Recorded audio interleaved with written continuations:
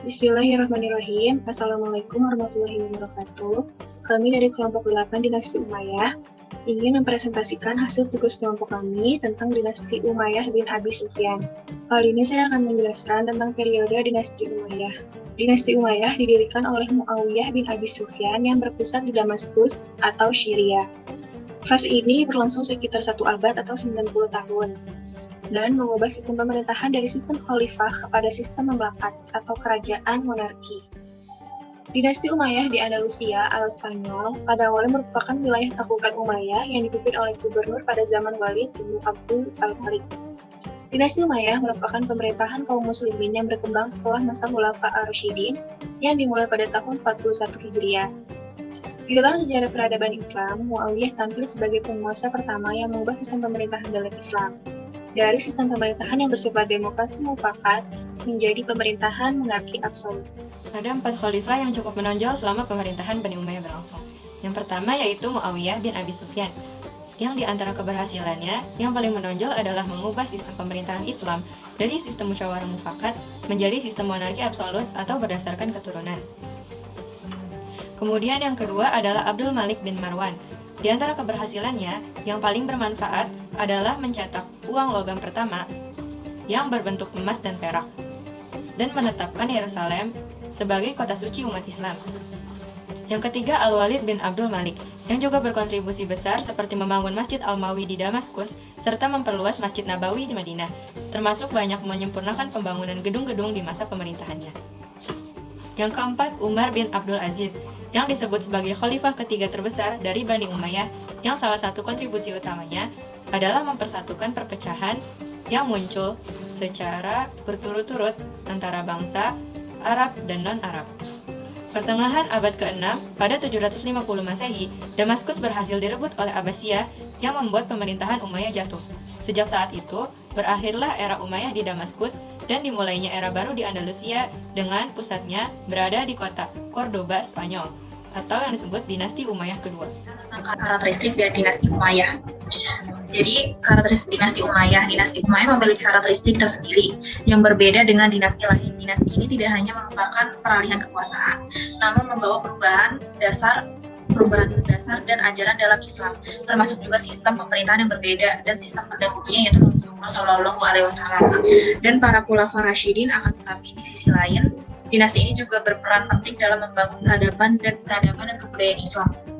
Jadi ciri-ciri dinasti Umayyah ada 3. Jadi 1, menggelar rapat yang terdiri dari anggota-anggota keluarga Bani Umayyah terkemuka. Hanya anggota-anggota keluarga Bani Umayyah saja yang boleh mengikuti rapat-rapat itu. Yang kedua, pemilihan khalifah berdasarkan seseorang yang kuat dan berpengaruh dipastikan terpilih, tetapi putra mahkota yang terpilih bisa saja disingkirkan. Dan yang ketiga, jika khalifah wafat, maka putra mahkota pertama yang menduduki jabatan khalifah. Sedangkan khalifah kedua naik menjadi putra mahkota yang pertama. Putra mahkota kedua yang kosong kemudian dipilih lagi lewat rapat keluarga besar Bani Umayyah sistem putra mahkota. Ini sering terjadi sengketa keluarga di kalangan dinasti Umayyah. Selanjutnya adalah hal baik yang menonjol. Dinasti Umayyah memiliki kota pemerintahan di kota Damaskus. Dinasti Umayyah dibentuk oleh Muawiyah bin Abu Sufyan. Adapun perluasan daerah kekuasaan milik dinasti Umayyah hingga wilayah Afrika Utara, Jazirah Arab, hingga Konstantinopel. Kemajuan yang berhasil dicapai pada masa pemerintahan dinasti Umayyah adalah yang pertama, memperluas daerah kekuasaan hingga Selat Gibraltar, Spanyol, Afrika Utara, Pakistan, dan Afghanistan.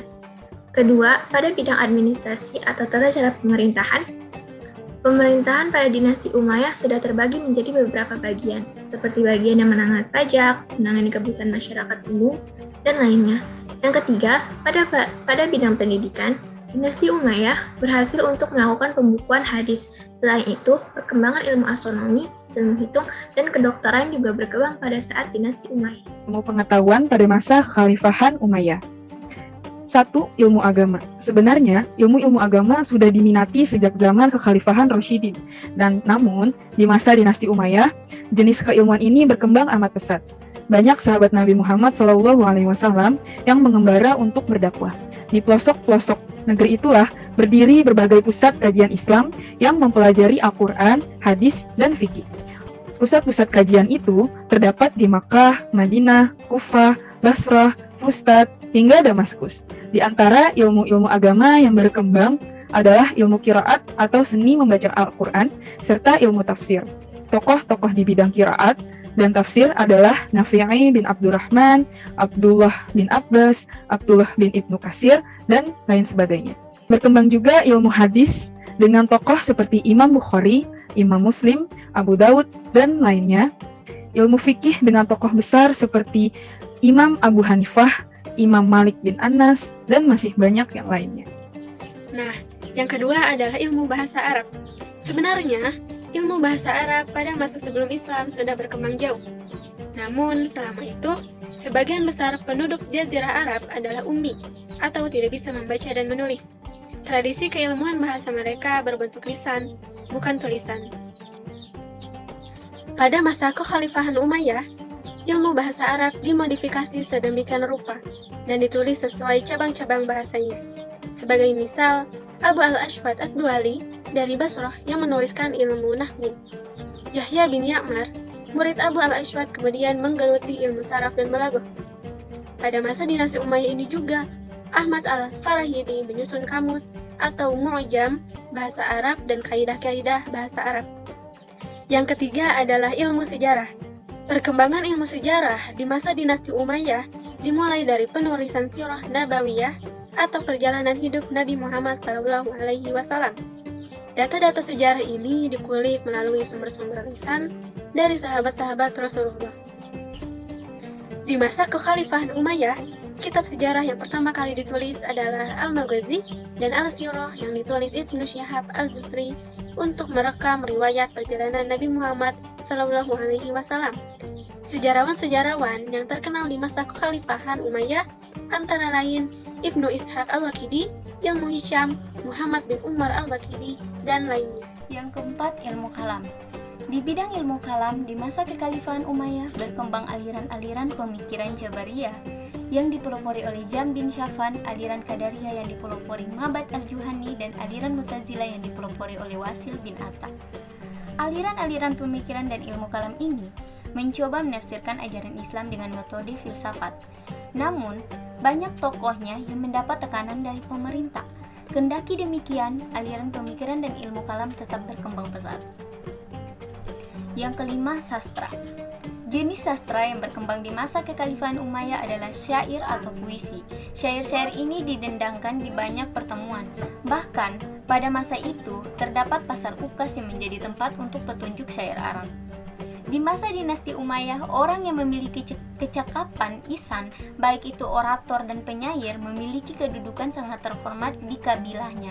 Diterakan, bangsa Arab bahkan tidak mengucapkan ucapan selamat, kecuali pada 3 hal, yaitu lahirnya anak kuda kesayangan, lahirnya bayi laki-laki, dan kemunculan seorang penyair.